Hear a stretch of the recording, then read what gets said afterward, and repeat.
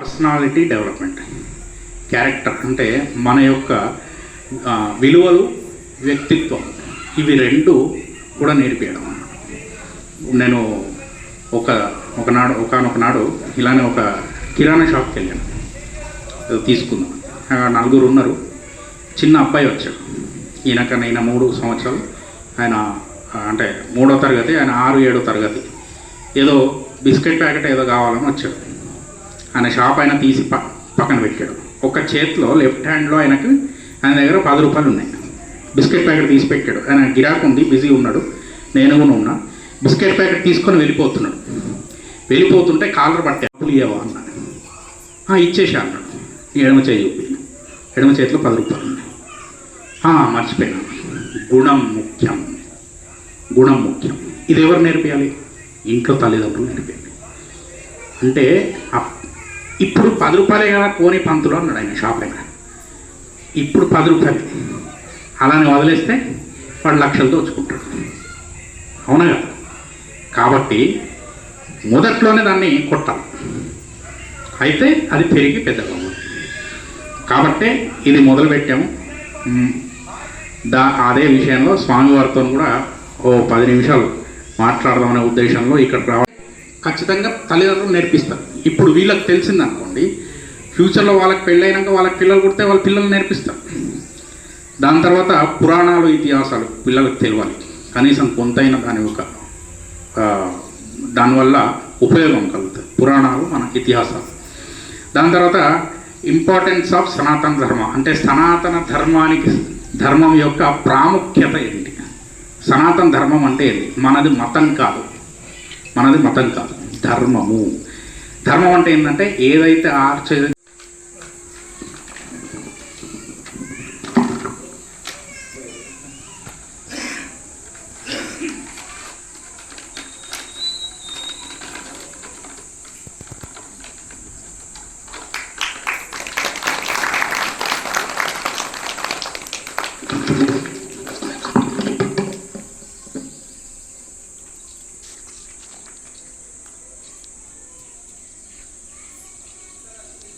5 సంవత్సరాల నుంచి ఇలాంటి వాటి మీద పని చేస్తున్నాము.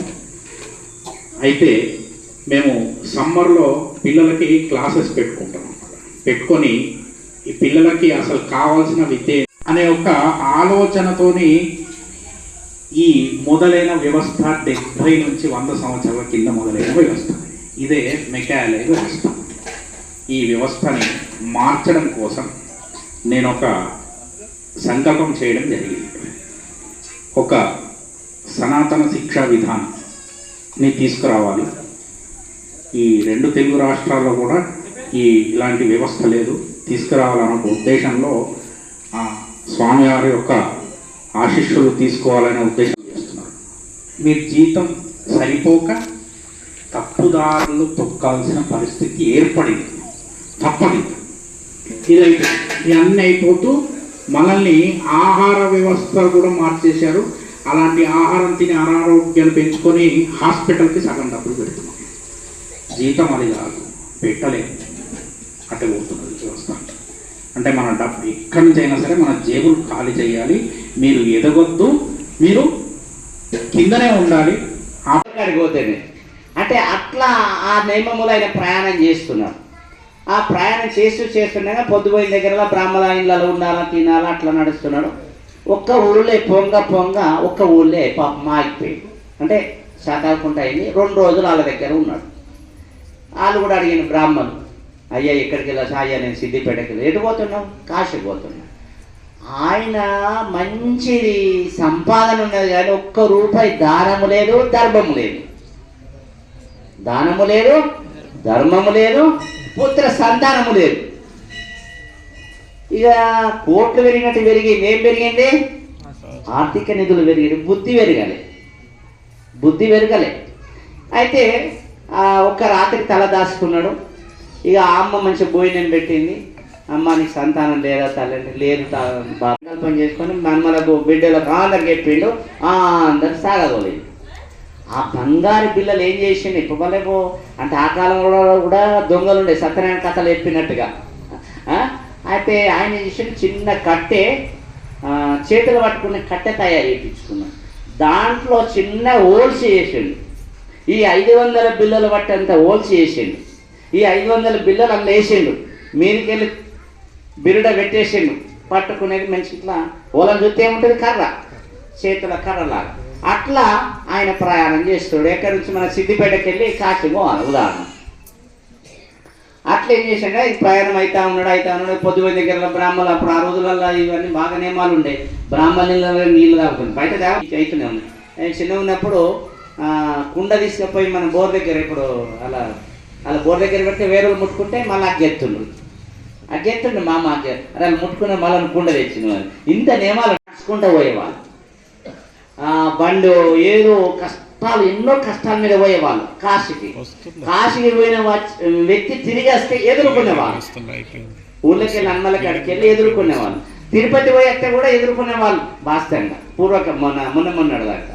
ఇవాళ దేవుడి దగ్గర ఇలా కాశీలు ఉండే తిరుపతిలో ఉంటున్నాం. అంటే భగవంతుడు అంత జ్ఞానం ఇచ్చాడు మనకు, అంత ఆర్థిక నిధులు కూడా ఇచ్చిండు, అంత ప్రేమ కూడా ఇచ్చిండు భగవంతుడు. అట్లా ఆయన ఏం చేసిండంటే కొడుకుల బిడ్డలకు అంత వంచేసిండు. చిన్న బంగారు పిల్లలు, అసర పిల్లలు ఉంటుండే పూర్తి కాశీ తెలుసు వాస్తవంగా. ఏమో కాశీ గోల అంటే మనం కాశీ పోకుండా కాశీ పోతామని 10 సార్లు అంటే పోయిన పుణ్యం వస్తుందట. ఈ శాస్త్రం చెప్తున్నది. అయితే ఆయన ఏం చేసిండంటే పెళ్ళిళ్ళు పేరెంటాలు చేసిండు. అందరికీ కోడళ్ళకు అందరికి ఆస్తి వేసి వంచి ఇచ్చేసిండు. ఇక భార్య కూడా పాపం కాలం శరీరం ఉంటుందా, ఏది శాశ్వతం కాదు. భార్య కూడా వెళ్ళిపోయింది. నేను ఒక్కనే అనే అంత ఉద్దేశంతో ఆయన కాశీకి ప్రయాణం అయింది. పిల్లలందరికీ వంచి ఇచ్చేసిండు, అందరికి చెప్పిండు అని నేను కాశీ పోతున్నా. ఆ కాలంలో కాశీకి పోయిన మనిషి తిరిగచ్చుడు కష్టం, అన్నీ తెలుసు. ఆయన తెలిసిన వ్యక్తి ఒక 6 సంతానంగా అన్నాడు. 6 సంతానంగా అన్నాడు. మంచి పెళ్లిలు పేరంటాలు చేసిండు. మంచి విద్వాంసుడు, చాలా బ్రాహ్మడు. ఉన్నంత స్థాయిని ఆ గ్రామంలో అనంతమైన ఒక పదవి మాట రూపకంగా పొంది ప్రశాంతంగా జీవిస్తున్నాడు. అతనికి ఒక ఆలోచన వచ్చింది. ఇప్పుడు కోమట్లల్లో కానీ బ్రాహ్మణులలో కానీ ఏమంటే కాశీ పోయిపోవాలి, 1,50,000 రూపాయలు మళ్ళీ అడ్డలు కట్టలేక బతకలేక ఇవన్నీ అవుతున్నాయి మరి అని. ఇది కొన్ని రోజుల తర్వాత 67,000 భూమి 1,10,00,000 పోయింది రమ్మ. చూడండి, అంటే దేవుడు ఎలా ఏపిస్తాడో మనం ఎప్పుడు కూడా ఊహించరాదు. 1,10,00,000కు 1 ఎకరం పోయింది. ఇక ఏమో 99 పోయింది. 99 పోయినట్టే. అంటే భగవంతుడు నిదానంగా నువ్వు సేవ చేసినట్టుంటే నిదానంగా మనకు అన్ని కూడా అరకదు బరకదు ఇస్తాడు. మీ అందరికీ తెలియపడుతున్నాను. ఈ 1,50,000 రూపాయలు మళ్ళీ అడ్డలు కట్టలేక బతకలేక ఇవన్నీ అవుతున్నాయి మరి అని. ఇది కొన్ని రోజుల తర్వాత 67,000 భూమి 1,10,00,000 పోయింది రమ్మ. చూడండి, అంటే దేవుడు ఎలా ఏపిస్తాడో మనం ఎప్పుడు కూడా ఊహించరాదు. 1,10,00,000కు 1 ఎకరం పోయింది. ఇక ఏమో 99 పోయింది. 99 పోయినట్టే. అంటే భగవంతుడు నిదానంగా నువ్వు సేవ చేసినట్టుంటే నిదానంగా మనకు అన్ని కూడా అరకదు బరకదు ఇస్తాడు. మీ అందరికీ తెలియపడుతున్న అభిప్రాయంతో మేము ముందట పడ్డాం వాస్తవంగా. అనగానే మా దగ్గర ఉన్న యొక్క సేట్లు అందరూ, అయ్యా నీ దగ్గర పైసలు లేవు, నా దగ్గర బ్యాంకులు ఉన్నాయి, బిడ్డ పెళ్ళికి ఇద్దు కానీ ఇక 2 లక్షలు తీసుకో, 1,00,000 తీసుకో, 3 లక్షలు. మొన్న మనం కదా 4,80,000 ఎట్లా జమ చేస్తే ఇచ్చినామో అట్లా నాకు నిలబడి ఇచ్చేవాళ్ళు వాస్తవంగా. అట్లా మేము కార్యక్రమం ముందర తీసుకుపోయినాం. ఏది స్థూపము బాబా గుడి ప్రతిష్ట చాలా గ్రాండ్గా చేసినాం. 20 సంవత్సరాల సందర్భంగా గ్రాండ్గా ప్రోగ్రామ్ అంటే మంచి కార్యక్రమం చేసినాము. చాలా అంత బ్రహ్మాండంగా ఏ సేవ మీకు తెలుసు. మీరు నెలకు ఒక 2 సార్లు 3 సార్లు వస్తారు కాబట్టి మీకు అవగాహన. అట్లా నా దగ్గర చాలామంది అనుకుంటారు వాస్తవంగా పైసలు లేని పని చాలా చేస్తాడా అంటే ఉదాహరణ చెప్తారు మీ అందరికి అభిప్రాయం. మళ్ళీ దానికి తోడు రఘునందన్ ఆయన కూడా పాపం పిఎన్ పట్టుకొని మన సత్యం కానీ మన కమిటీ వాళ్ళందరూ కూడా పోయింది. ఎన్నోసార్లు పోయిండ్రు. నాకు కూడా ఒకసారి 2 సార్లు సార్తోని అంటే మారం దోలుకొస్తాం సార్ దగ్గరికి. అంటే సార్ ఒకటే అయిపోయింది అలా పిఎన్ మారాది పని అయిపోయిందాక మారన్న దగ్గర అర్థం అంతేనా.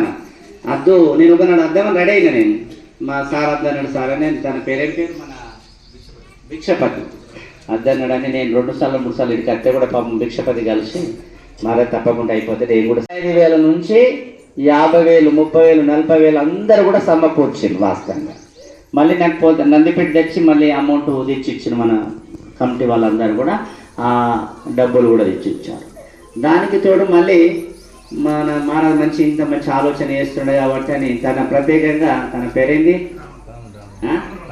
రాములు బాబు కూడా సరే ఇది కరెక్టే సరే మహారాజ్ చేసేది కూడా మంచిదే నేను తాంబాలాలు ఇవ్వాలి అందరికి నిండుగా ఇక నా నాన్న బోయకట్టు కొడుతున్నది నాకు అది ఒక్కటి చెయ్యాలి నాన్న నువ్వు ఒక్కడి అయితే బాబు మరి ఎంత ఖర్చు అవుతుంది ఇక ఆయన కూడా అందరు 500 బ్రాహ్మణుడికి ఇంత కట్నం ఇంత వస్త్రాలు ఇంత భోజనం ఇవన్నీ కూడా ఒక్కటి ముందటికి వచ్చేసరికి బాపు ఇంచుమించు 400 బంగారు బిల్లలు అవుతాయి అని చెప్పి అయితే పర్వాలేదు నాన్న పలానా రోజు నాడు మంచి రోజు ఉన్నది ఆ తిథి నాడు అందరం చేద్దామని తిథి చూసి కార్యక్రమం మొదట పెట్టుకోవాలి. అప్పటిదాకా ఆయన కట్టెలకి ఇలా రూపాయలు చూడలేదు అమ్మ చూడండి ఆయన ఉన్నాయని తెలుసా లేవని తెలుసా ఉన్నాయని నమ్మకంతోనే కార్యక్రమం ముందర పెట్టుకున్నాడు. అయితే కార్యక్రమం అంతా ఉదయం నుంచి మంచిగా అందరు బ్రాహ్మణులు పిలిచిండు ఆ మెట్ట మెయిన్ కర్త అందరు 500 బ్రాహ్మణులు వచ్చిండ్రు మంచిగా కాళ్ళు కడుగుతున్నాడు అందరికి మంచిగా వస్త్రాలు ఇచ్చిండు అన్ని హోల్సేల్ ఆయన తెప్పించేసిండు తర్వాత ఇత్తని చెప్పమని అన్ని ఆయన పెట్టిండు. ఇక ఎవరు మధ్యలో ఉన్న బ్రాహ్మణుడు పెట్టిండు పాపం గొప్ప మనసు ఆ బ్రాహ్మణుడు కూడా నడుచుకుంటూ పోయేవాళ్ళు బండు ఏదో కష్టాలు ఎన్నో కష్టాల మీద పోయేవాళ్ళు. కాశీకి పోయిన వ్యక్తి తిరిగి వస్తే ఎదుర్కొనేవాళ్ళు ఊళ్ళకి వెళ్ళి అన్నలకి అడికి వెళ్ళి ఎదుర్కొనేవాళ్ళు. తిరుపతి పోయేస్తే కూడా ఎదుర్కొనేవాళ్ళు వాస్తవంగా పూర్వక మొన్నడు దాకా. ఇవాళ దేవుడి దగ్గర ఇలా కాశీలు ఉంటే తిరుపతిలో ఉంటున్నాం అంటే భగవంతుడు అంత జ్ఞానం ఇచ్చాడు మనకు అంత ఆర్థిక నిధులు కూడా ఇచ్చిండు అంత ప్రేమ కూడా ఇచ్చిండు భగవంతుడు. అట్లా ఆయన ఏం చేసిండంటే కొడుకులో బిడ్డలకు అంత వన్ చేసిండు. చిన్న బంగారు పిల్లలు అసర పిల్లలు ఉంటుండే ఇక నిద్ర లేదు ఆయన పండుకొని మంచి గాడి నిద్రపోయి తిరట్టు తిప్పిండు కట్టిప్పిండు ఆ 500 బిల్లలు ఇలా పోసుకున్నాడు. ఆ రాగి పిల్లలు ఉంటుండే మళ్ళా ఆ రాగి పిల్లలు అలా పోసిండు రాగి పిల్లలు పోసి మళ్ళీ తిరట్లు దింపిండు మళ్ళీ పెట్టేసి నేను పొద్దున్నే ఇక మబ్బున వాళ్ళ 2 రోజులే కదా పాపం అమ్మ పొద్దున్నే పోతాడు మబ్బున 4 గంటలు లేచిండు కాలకుత్తలు తీసుకుని స్నానం చేసిండు మళ్ళీ కట్టె పట్టుకుని అమ్మ పోతున్నారమ్మా అనుకున్నా అప్పుడు పోతే ఊరతో లెక్క కొంచెం తాగతోలు వచ్చాడు పొంది బాపు అని ఆమె కూడా పంపించేది. పెద్ద మనిషికి తెలుసు అందులో ఉన్నాయా తీసిందని తెలియదు. ఈ ముసలుడుగా కాశీ దగ్గర ఆడబోతాడు ఆ మంది పాలైతే పైసలు ఉత్తగా మన సొంత ఉపయోగపడుతుంది ఏజులు ఉన్నోళ్ళు అన్న దొంగతనం చేసి. అయితే ఆ పెద్ద మనిషి ఇంత కాశీ ముట్టిండ్రమ్మ పాపం కాశీ ముట్టిండు మంచిగా రెస్ట్ తీసుకున్నాడు. ఆడ ఒక బ్రాహ్మణ్ ఏర్పాటు చేసుకున్నాడు. బాబు ఎక్కడికి వెళ్ళొచ్చు నేను సిద్దిపేటకి వెళ్ళొచ్చిన అబ్బాబా ఇన్ని రోజులు నడుచుకుంటు నాకు అన్నీ ఆనందం ఉన్నాయి నాన్న నాకు ఒక్క కార్యక్రమం చేయాలను. ఏం కార్యక్రమం మరి నీకు పైసలు ఎట్లా కరసి ఎట్లా ఆడిపోయినాక ఇంతమంది 500 మందికి భోజనం పెడతా 500 మందికి వస్త్రాలు ఇస్తానంటున్నావు నీకు పైసలు వాళ్ళు తెస్తారు అని అడిగింది. అంటే ఇక అమ్మ వాళ్ళ భార్య భర్తను కూకుండా పెట్టి రాత్రి చెప్పిండు అమ్మ నీకు దాచేది ఏమున్నది ఆ కట్ట ఇప్పిండు అన్ని బలబల వస్తుంది. ఈ ఆశ పాడు కానీ మన ఎత్తు ఆశ పాడైనా మళ్ళీ పైసలు చూడగానే దొంగ గుణాలు వస్తాయి. ఈ కలియుగంలో సత్యకాలం వల్ల ఈ కలియుగంలో వచ్చి పాడైతాయి. ఆ దగ్గర ఎట్లా మనం కొట్టేయాలా ఎన్ని ప్లాన్లు చేస్తాడు ఎన్ని ఉపాయాలు చేస్తాడు ఎంత మూర్తత్వం నిజంగా జీవితం ఎంత పోతున్నది మనం. అయితే ఆమె బలబల పోయగానే ఇలా కన్ను మండి పాపం 500 బిల్లలు చూడంగానే ఆకాశానికి ముట్టింది ప్రాణం. ఈ ముసలోడు కాశీ దాకా పోతాడా ఈ కాశీ దాకా పోయి 500 బిల్లలు ఖర్చు చేసుకొని పుణ్యం పొందుతాడా అన్న ముసలోడికి అన్నం పెట్టిండు పండ పెట్టిండు. ఈ కట్టెల మళ్ళీ పెద్ద మనిషి ఎట్లా పెట్టుకొని తలాపు పెట్టుకొని పన్నాడు. ఇక రాత్రి తెల్లదాకా నిద్ర లేదు భార్య భర్తలకు అక్కడికి పోతేనే అంటే అట్లా ఆ నియమములు ఆయన ప్రయాణం చేస్తున్నాడు. ఆ ప్రయాణం చేస్తుండగా పొద్దుపోయిన దగ్గర బ్రాహ్మణ ఇళ్ళలో ఉండాలా తినాలా అట్లా నడుస్తున్నాడు. ఒక్క ఊళ్ళో పొంగ ఒక్క ఊళ్ళో పాపం ఆగిపోయింది అంటే శాతాకుంటా అయింది. 2 రోజులు వాళ్ళ దగ్గర ఉన్నాడు. వాళ్ళు కూడా అడిగిన బ్రాహ్మణులు అయ్యా ఎక్కడికి వెళ్ళా అయ్యా నేను సిద్దిపేటకి వెళ్ళి ఎటు పోతున్నావు కాశీకి పోతున్నా. ఆయన మంచిది సంపాదన ఉన్నది కానీ ఒక్క రూపాయి దానము లేదు ధర్మము లేదు. దానము లేదు, ధర్మము లేదు, పుత్ర సంతానము లేదు. ఇక కోట్లు పెరిగినట్టు పెరిగింది. ఏం పెరిగింది? ఆర్థిక నిధులు పెరిగింది, బుద్ధి పెరగలే. అయితే ఒక్క రాత్రి తల దాచుకున్నాడు. ఇక ఆ అమ్మ మంచి భోజనం పెట్టింది. అమ్మ నీకు సంతానం లేదా తల్లి? లేదు సంకల్పం చేసుకొని మనమలకు బిడ్డలకు అందరికి చెప్పిండు. అందరు సాగదోలేదు. ఆ బంగారు పిల్లలు ఏం చేసిండు ఇప్పుడు వాళ్ళేమో అంటే ఆ కాలంలో కూడా దొంగలు ఉండే సత్యనారాయణ కథలు చెప్పినట్టుగా. అయితే ఆయన చేసిన చిన్న కట్టె, చేతులు పట్టుకునే కట్టె తయారు చేయించుకున్నాడు. దాంట్లో చిన్న హోల్స్ చేసిండు. ఈ 500 బిల్లలు పట్టేంత హోల్స్ చేసిండు. ఈ 500 బిల్లలు అందులో వేసిండు. మీదికెళ్ళి బిరుడ పెట్టేసిండు. పట్టుకునేది మంచి ఇట్లా ఓలను చూస్తే ఏముంటుంది? కర్ర, చేతుల కర్రలాగా. అట్లా ఆయన ప్రయాణం చేస్తాడు. ఎక్కడి నుంచి మన సిద్దిపేటకి వెళ్ళి కాశీ పోవాలి ఉదాహరణ. అట్లా ఏం చేసాడు? ఈ ప్రయాణం అవుతా ఉన్నాడు. పొద్దుపోయి దగ్గర బ్రాహ్మణులు అప్పుడు ఆ రోజులలో ఇవన్నీ బాగా నియమాలు ఉండే. బ్రాహ్మణుల నీళ్ళు తాగుతుంది, బయట అవుతూనే ఉంది. నేను చిన్న ఉన్నప్పుడు కుండ తీసుకుపోయి మన బోర్ దగ్గర ఇప్పుడు అలా బోర్ దగ్గర పెడితే వేరే ముట్టుకుంటే మళ్ళీ అగ్గెత్తుండే మా అమ్మ అరే వాళ్ళు ముట్టుకున్న మళ్ళీ కుండ తెచ్చిన ఇంత నియమాలు కాశీ తెలుసు వాస్తవంగా. ఏమో కాశీ పోవాలి అంటే మనం కాశీ పోకుండా కాశీ పోతామని 10 సార్లు అంటే పోయిన పుణ్యం వస్తుందట. ఈ శాస్త్రం చెప్తున్నది. అయితే ఆయన ఏం చేసిండంటే పెళ్ళిళ్ళు పేరెంటాలు చేసిండు. అందరికీ కోడళ్ళకు అందరికి ఆస్తి వేసి వంచి ఇచ్చేసిండు. ఇక భార్య కూడా పాపం కాలం శరీరం ఉంటుందా, ఏది శాశ్వతం కాదు. భార్య కూడా వెళ్ళిపోయి నేను ఒక్కనే అనే అంత ఉద్దేశంతో